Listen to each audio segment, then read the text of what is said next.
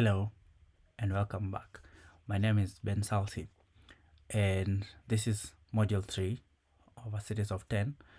So in this module you'll be learning how we're going to create a fully fledged UI that will contain the map and the pickup destinations, where we'll be having the initial point of departure, which will be appearing when you first open the app and you're able to pick up your current location.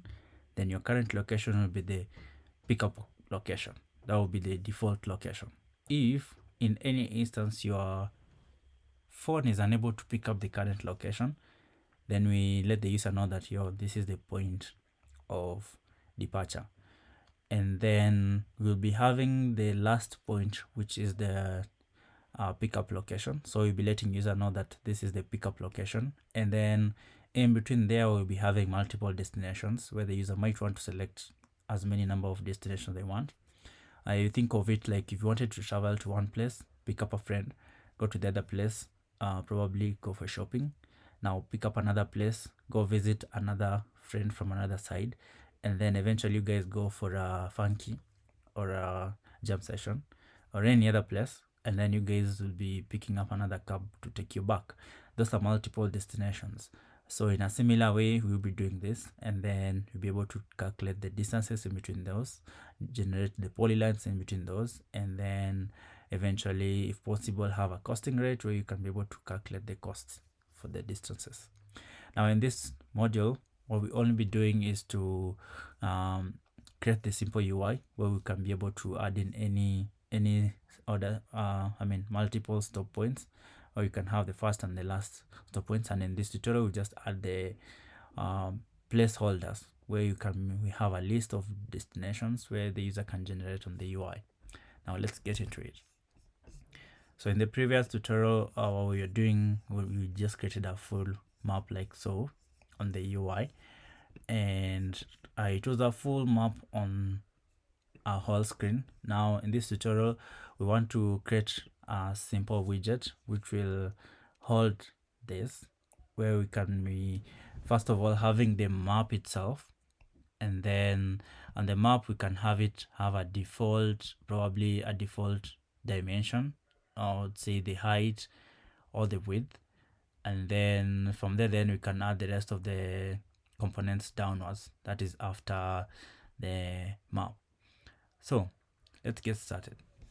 So we go into the maps like so. So initially we had a scaffold, and because this is going to be a large page where users can scroll up and down, we will want to convert this into a column where we can have items at the top and items at the bottom.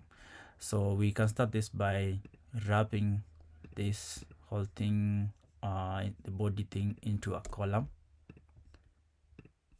Wrap with a column like so, and then we have the Google Maps as the first item of the column. For this column, I'm going to say the cross-axis alignment. We can say cross-axis alignment.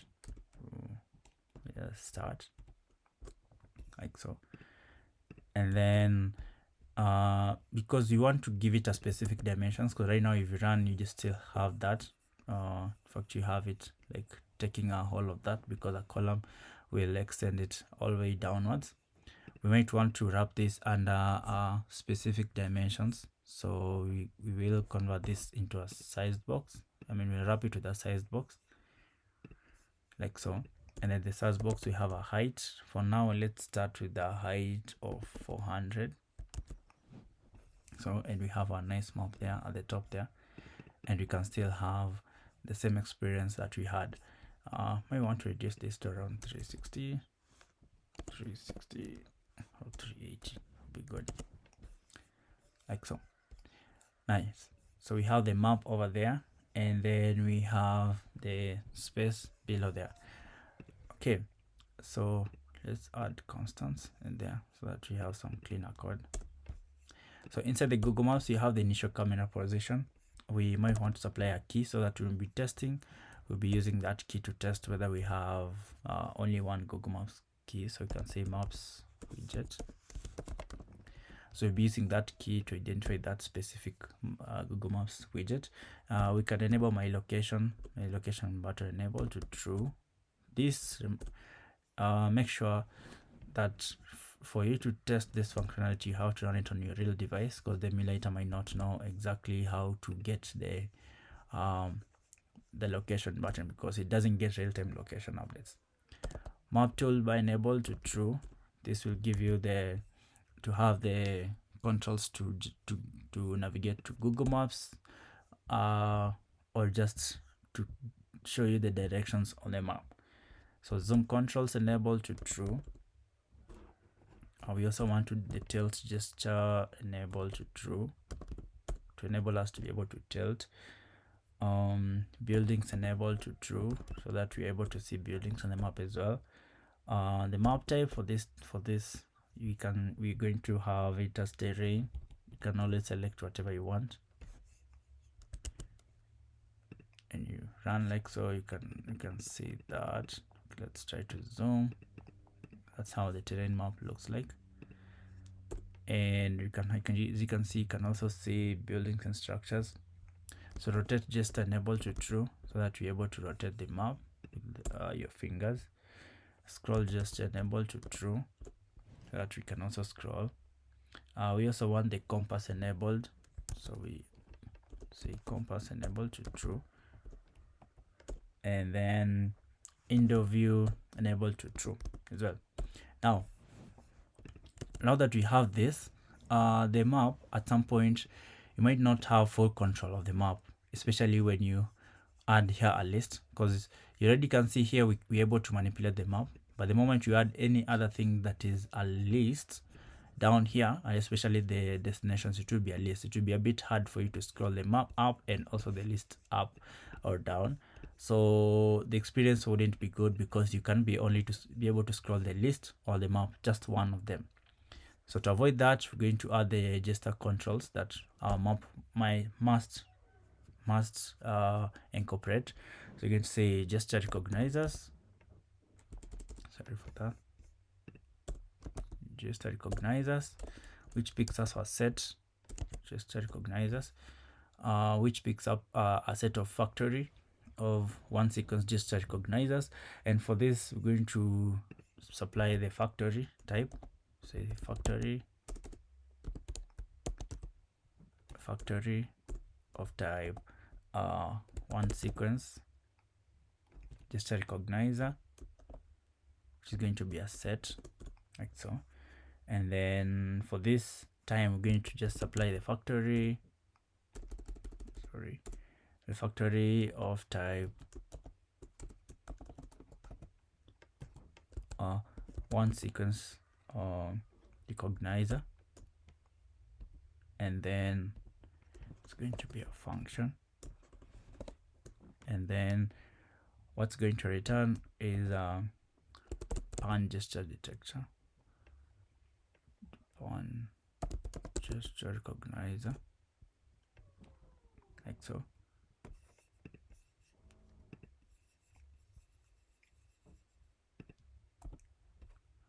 Says constant constructor, we can remove that and we have it. Okay, so you can have the constant over here. So the pan gesture detector will enable us to kind of navigate or zoom the map in and out, especially when we have another scrollable item like a list and the rest of the stuff. So when you run, although you might not see any big difference right now, but when you run on a real device, you'll see. For the emulator, you might be able to just scroll up and down, but the moment you add in a list, it will be a bit difficult for that. Now for this case, we have it set up so you can scroll up and down on the sideways. You can when you run on a real device, you'll see the tilt indicators over there, the zoom, where you can be able to zoom on a specific place and stuff like those. All those controls have been added because of the additional properties added in there. Now we also need to listen to when the map is created. So we say on map created. So this will be called whenever the map is successfully created. So we say on map created. This is our function. So say on map created. That's better. So this will be updated using a completer, so that whenever the map is created, we can already decide to complete the controller or add or zoom into the camera position where we are currently and stuff like those. So to do that, we're going to create a final completer. This is going to do the job for us on managing the controller. So we say Google Maps controller, we can call it underscore controller equals to completer. So this needs not to be constant because of the controller. And then we can already create on map created function, which is a void underscore on map created, like so, which picks up a Google Map controller. We can call it controller, like so. And what this does is just to say underscore controller dot complete, and then what are we completing? The controller, like so. This ensures that we are able to manage the map successfully when we have already successfully created and when we're destroying that. Now we have our maps correctly set up. So our map is ready to receive any events. So we have the initial camera position, which is fine. We can also add in the zoom. Just gonna say zoom, and the zoom for now we can say 12.0. We can also add in the bearing. The bearing just basically shows us the bearing within the map. If you're giving us a specific default location, then that presents the bearing with respect to the gravity. So we can say, let's say just 182 point something, let's say 0.84. So just an arbitrary figure. You can always use yours. Tilt, going to say 59.0. Of course, these are values that I have used before, and so it already makes sense to use them as they are. You can always modify these to suit you. So we have created our map successfully and we have it up and there. We can now go up and create an indicator to tell the user to select the location. So you can say constant size box, just to create some spacing, constant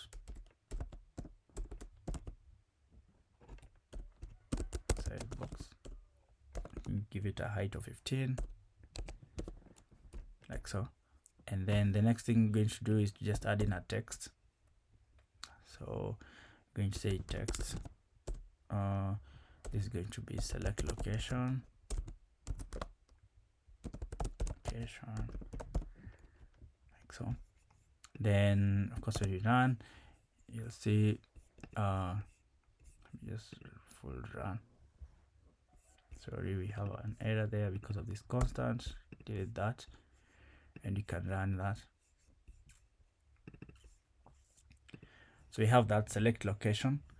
We want it to be some padding from the start and the end, so we'll be supplying some padding on the symmetrical horizontal. So you're going to say padding instead of all, you can say symmetric, and we're going to have it as horizontal. Horizontal is, let's say, arbitrary 38 as a figure, and then we can apply a styling. So you can say style, text style,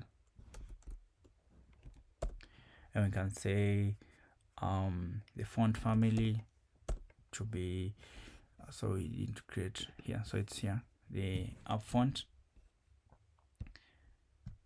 So for the up font, we're going to use the default Montserrat font that is available out of the box. So you're going to say class up font, and it's going to have a static constant. You can call it font, and you can say equals to Montserrat.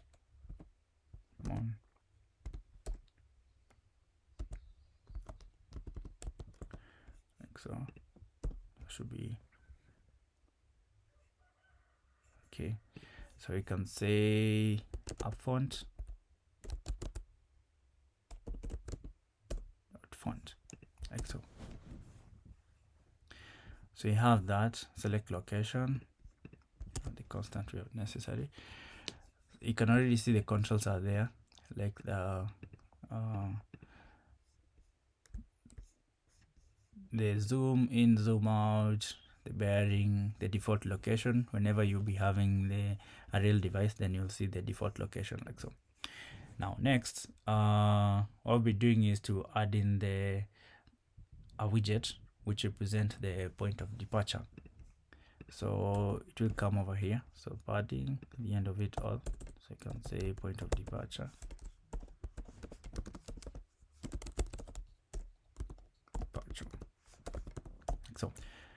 So for us to create a point of departure, we will go ahead and create a custom widget. So under widgets, you need to say new file. You can call it SingleDestination_view .dat. SingleDestinationView.dat. All right. So it's going to be a stateful widget. Stateful single destination view. Single destination view. We have that, and that returns a placeholder for now. Deal with that. And what we're going to do is to have a padding.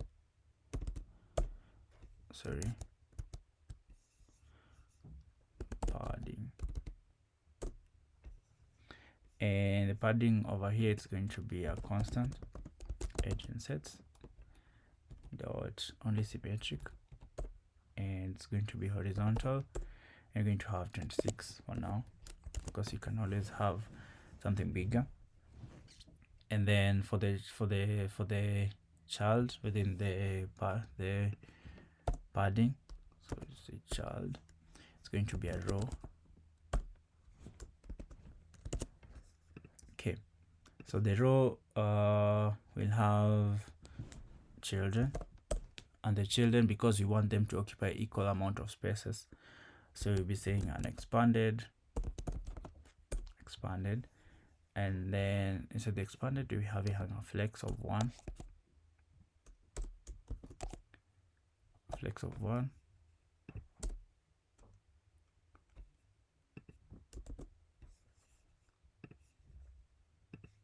and the child for this matter is a column, which will have a children property, like so. So how we define the column will be appearing is the cross-axis alignment. It's going to be a center, cross-axis alignment at the center, and the main axis alignment at the center as well. Main axis alignment at the center, like so. And then for the children, so we're going to pick up some few properties within the single widget, which will be a boolean and an integer. So they will be totally optional, so we can say boolean. We're going to call it is first, which will tell us whether the widget is the first or the last. So it's first, so, and then we'll have an index, which will indicate to us what exactly index we are on, and do it with a constant, like so. So inside the row, we can always check if the widget is first, so you can say widget.isFirst is not equal to null, because at some point it will be null. And a widget is first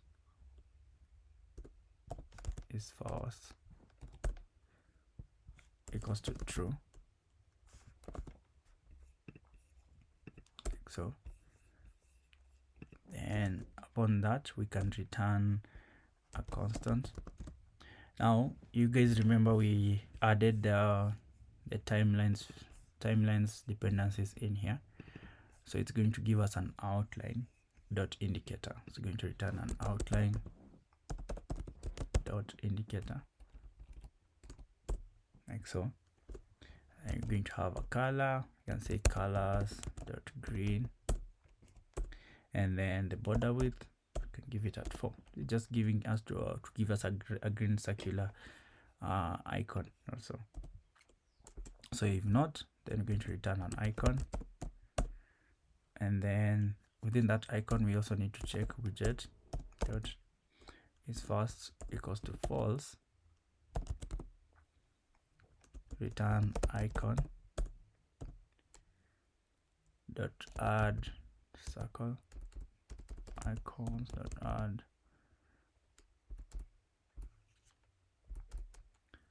should be an icon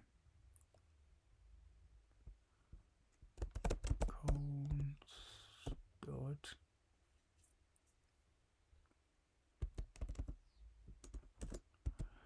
circle outline.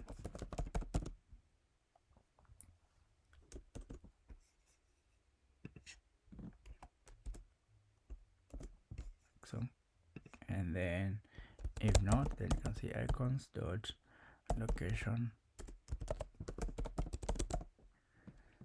rounded, like so. Right, so once we're done with that, we can add a padding.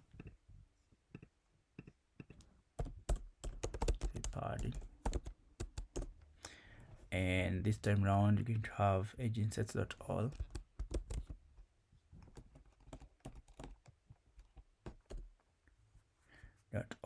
and it's going to be 2.0, and then the height is going to be 20 within the child, so it's a child sized box with a height of 20, and then going to have a child inside there, and we check widget dot is fast equals to true. The reason for specifying equals to true or false is because it could be empty. So if it's true, then just return constant size box dot shrink the smallest size. So else I'm going to say const, I'm going to say solid line connector, which is coming from the same library as well, that will just give us a solid line which is vertical in size, vertical in direction. Say color dot from RGBO, we can say 130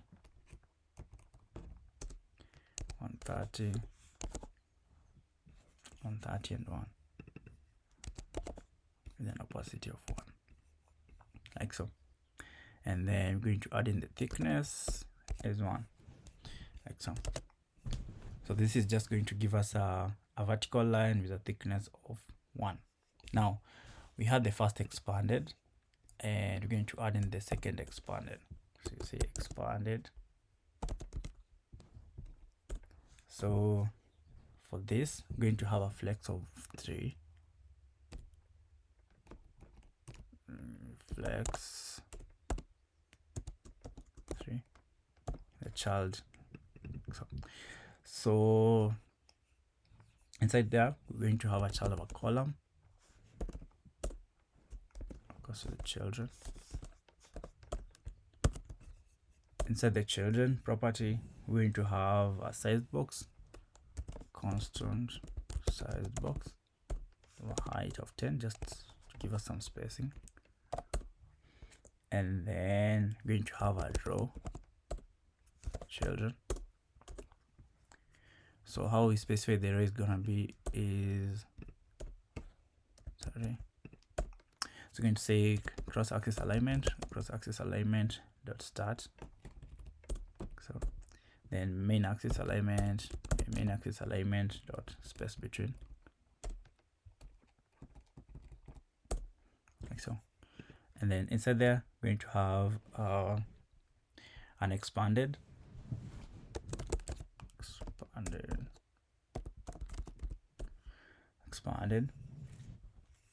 and in there we're going to have a flex of 5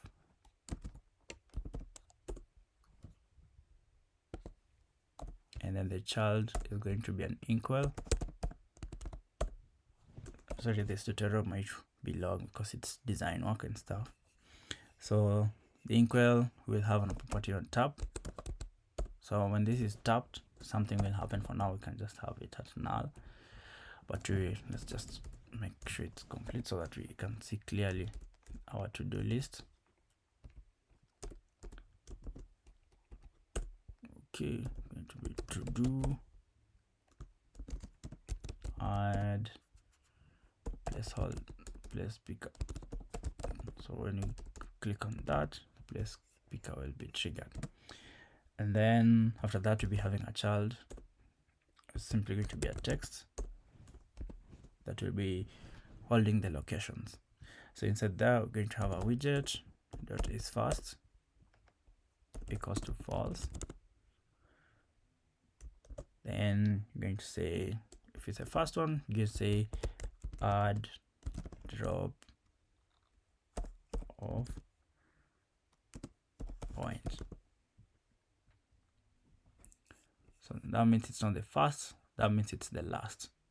So else, what you're going to do, you can say widget dot destination name. For this case, we haven't specified yet the destination name, but we'll be specifying the destination name. So let's specify that string.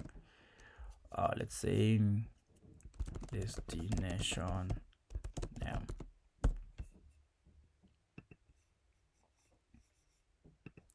Make it optional as well. Destination name.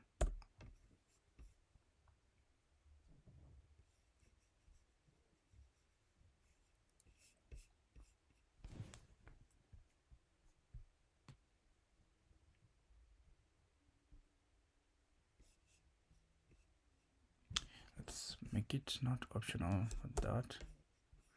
Let's enforce it so that we have all of them required. Is dot destination. Right, then that will be okay, so that we have that not as an error.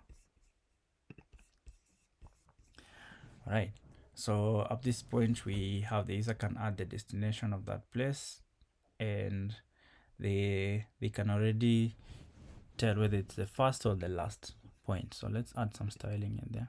You can say style, sorry, here say style, say text style, font family, it's going to be up font dot font, like so. All right, so we have that. Now we add in the last expanded. So this was the second, and then the last one expanded, and then the flex is going to be 1. So we can say flex is 1, and the child for this is going to be basically a gesture detector where the user can click to close actually. So in short, this represents where the user can click to remove a location from the list of locations. So you're going to say widget dot is first equals to true, so, or widget dot is first equals to null. So basically checking whether it was true, that means it's the first, or the widget is null, that means it's the middle of the locations. So the person can click to close the first location, or they can click to dismiss the last, the in-between locations. So if that's the case, I'm going to say gesture detector. We have on top, and for that, let's just add in a to do delete location from the UI and remove any triggers that were attached to that. So we're going to have a child property. The child is a constant icon, and the icon is icons.class. Sorry, .class, like so. And we can also specify the size. size to 17. It's arbitrary, you can always choose your size. And the color, you can always say color from RGBO. I'm going to say it's 130, sorry, 130, and an opacity of 1, like so. So if that is not the case, then we can always return a constant sizebox.shrink, like so. Now we have those. The last one of all is just a divider, because remember this was a column, so we can supply, let's supply, let's see,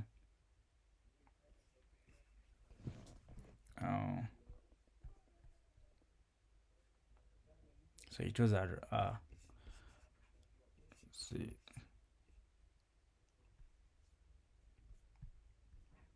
so from here we have the expanded, which ended up over there. So the next thing could be a widget dot is fast equals to true, or widget dot is fast equals to null. If that's the case, then we can return a constant divider with a thickness of 1, a height of 27, and an end point or end intent of 0. You can say the color dot from RGBO, sorry, you can say 189,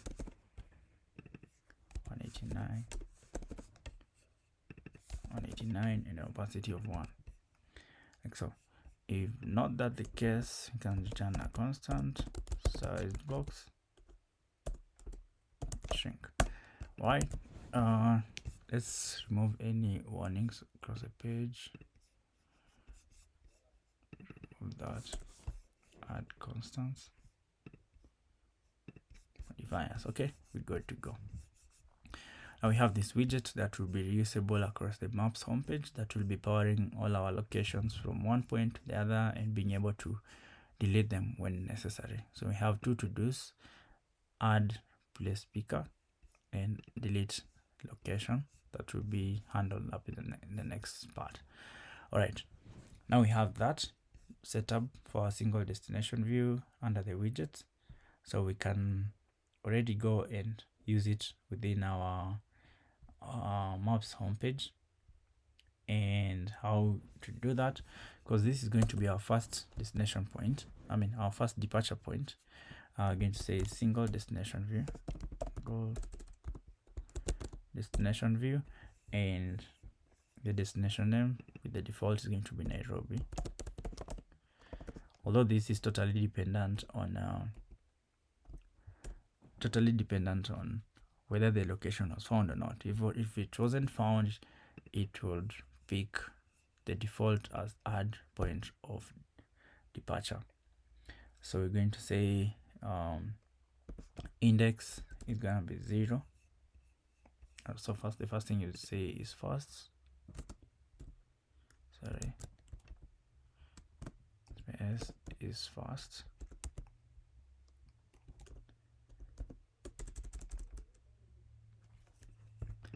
Can make this required.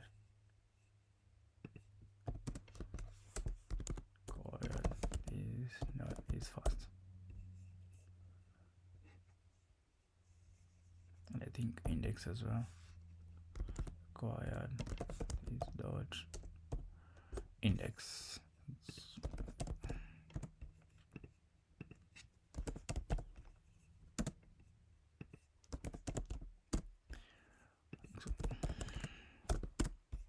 So right, so is fast, that's going to be true, and the initial index is gonna be 0. So when we run that, you can already see we have Nairobi and we have that. Okay, so, and that is a bit distorted, but we're going to see how to work around that. So we have that as the default place, so we can add in the last position, which represents the last place where we need to show the user. So you can just call destination, and this first is null, or we can say false, and then the index should be null because we do not have an index for the last position. Sorry for that, I think we're editing the wrong one. Destination first is false and the index is null because we do not have an index for that. This is the destination.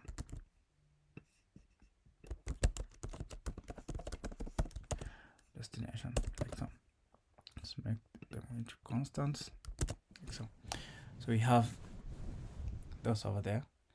They are a bit of distorted, but we're going to fix those. Okay, so we have the single map widget, and then we have the map itself, which we're going to follow along. So we have the column, let's say. So the column starts over there, and then we had a row. We had a dot indicator, so had a padding. So padding like so, which is fine. And then we had a row which had children, then expanded. The first which had 1, this had 3, this had 1. Okay, so for this other one, I'm going to say it's an expanded 3 with a column. So the size box, which had an expanded as well, and the rest of the expanded, which is 5 and 1. So 3 had a column size 10, a row which had 1 expanded of 5, and should be having 1 expanded of 1.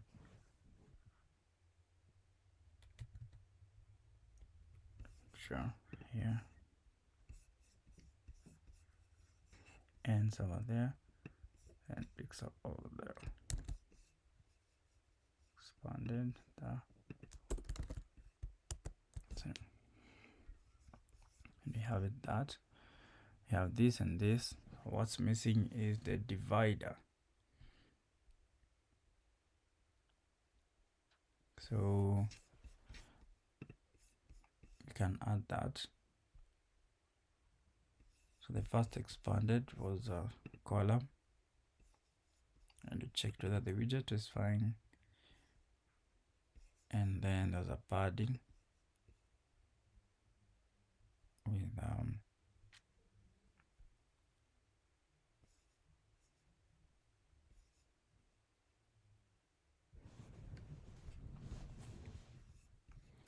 so we missed out on one thing.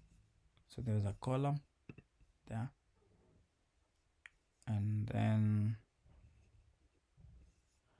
we need to add a sized box just before the column. Constant size box with a height of 8. So not much effect. And then we added an outline dot indicator.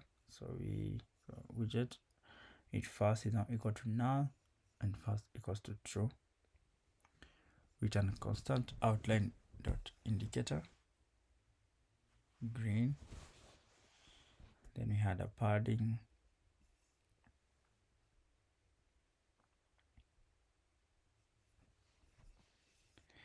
So if child widget is fast equals to false, sorry about that. Yeah, then you have that. Of course, we can reduce the padding in between there. Size of 20.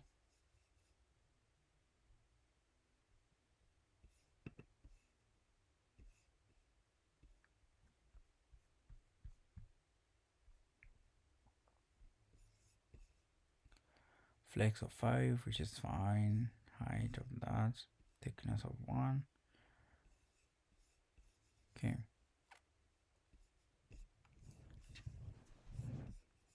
So you can increase the height of the dot solid line indicator. Say 25. Yep. So that distorts that. Okay. 20. Add drop off point. Let's try to increase to 20. Not really.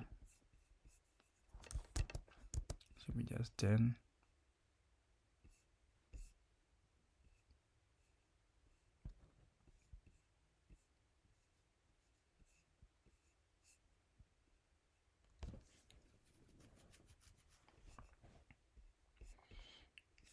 Right. So one last bit we can do is just to add in a list of the other destinations. So other destinations, like so. So to generate the list of other destinations, we're going to create a list view builder. So, and they're going to have the context and the index. So say build context, and we have the index. So I'm going to, so it is build context.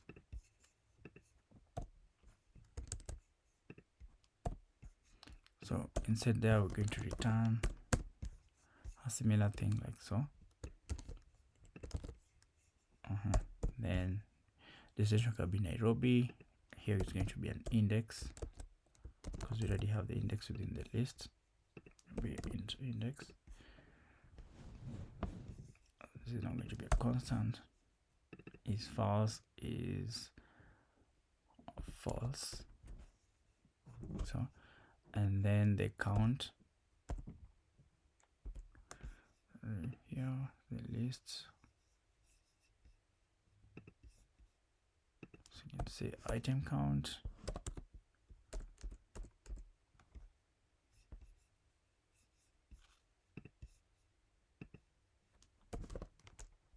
To be 4, like so.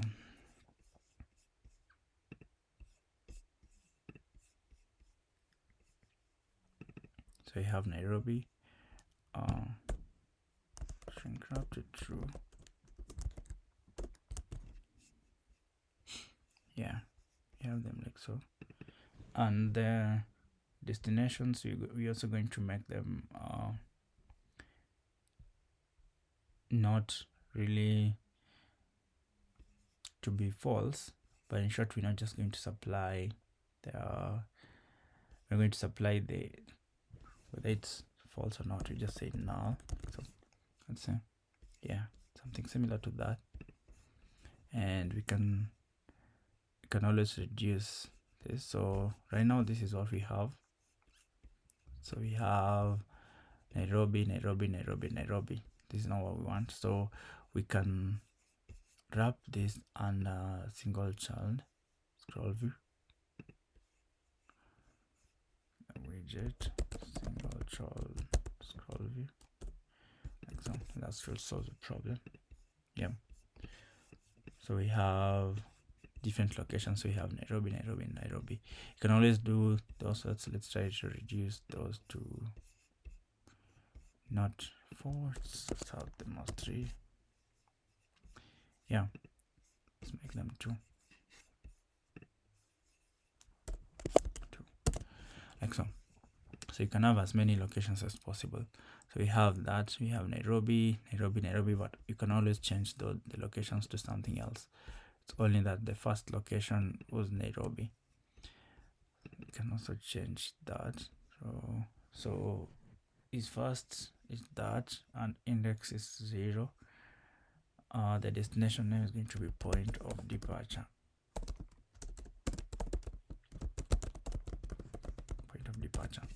Like so. And you have the point of departure, and then you have Nairobi. These are the multiple destinations. When you tap, then you should be able to close and the rest of the stuff. And then you have the add the drop off point. So for the drop off point, we need to say this is the destination and the rest of the stuff. All right, so we have that, and you guys can already figure out what we can do so that we can make the spacing up there to be a bit smaller, and we have the white space in between there removed off. As you work on that, we can be thinking about the next module, where now we can be adding multiple functionality to this, including when you tap on one of the destinations, you can go get a place picker, select a location, then it adds on the map. Add another one, it adds on the map, calculates the distance, and then gets you. When you remove that, then it should be able to remove as well. So yeah, that's it for this tutorial. I hope you guys got in something good, and what we'll be doing in the next module will be to add functionality to this. And always remember to subscribe, and you have any kind of feedback, you can always reach out to my LinkedIn, to dev.bensalsi, or you can download my Bensalsi app from Play Store, where you can connect and learn more. Thank you. The next module is going to be module 4, where we'll be adding the place picker functionality and also adding markers to the map. Good day.